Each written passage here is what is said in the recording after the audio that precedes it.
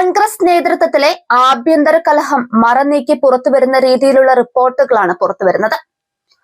AICC general secretary KC വേണുഗോപാലും പ്രതിപക്ഷ നേതാവ് VD സതീശനും തമ്മിലുള്ള കടുത്ത ശത്രുതയെ തുടർന്ന് കോൺഗ്രസ് നേതാക്കൾ തമ്മിൽ ഇപ്പോൾ തുറന്ന പോരിലാണ്.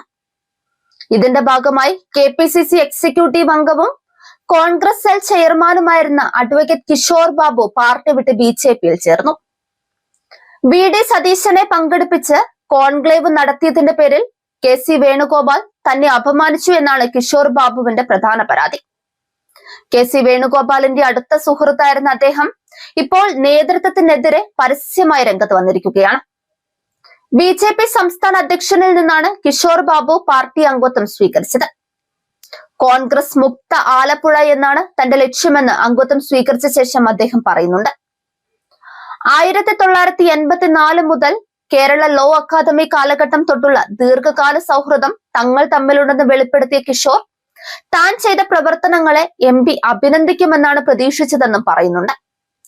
എന്നാൽ താൻ പ്രതീക്ഷിച്ചതിന് വിപരീതമായി മണിച്ചിത്രത്താഴിലെ പ്രേതബാധയേറ്റ ശോഭനയുടെ രൂപം പൂണ്ട താണ്ഡവ നൃത്തമാടുന്ന രീതിയിലുള്ള പ്രതികരണമാണ് MPയിൽ നിന്നുണ്ടായതെന്നാണ് അദ്ദേഹം ആരോപിക്കുന്നത്.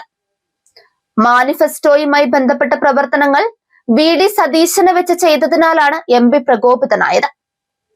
നീ അവനെ വെച്ച് ചെയ്തോ എന്ന് MP തന്നോട് ആക്രോശിച്ചതായി അദ്ദേഹം വെളിപ്പെടുത്തി.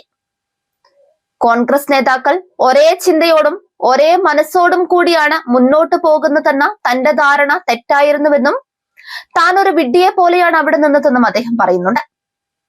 5 തലമുറകളായി കോൺഗ്രസ് പാരമ്പര്യമുള്ള ഹരിപ്പാട് കുമാരപുരം സ്വദേശിയായ തനിക്ക് നേരിട്ട ഈ അനുഭവം തന്നെ ഒരു തീരുമാനമെടുക്കാൻ പ്രേരിപ്പിച്ചതായും അദ്ദേഹം വ്യക്തമാക്കുന്നുണ്ട്. ഈ സംഭവം കോൺഗ്രസിനുള്ളിലെ ആഭ്യന്തര പ്രശ്നങ്ങളും നേതാക്കൾക്കിടയിലുള്ള പടലപ്പിണക്കങ്ങളും വീണ്ടും ചർച്ചയാക്കിയിരിക്കുകയാണ്.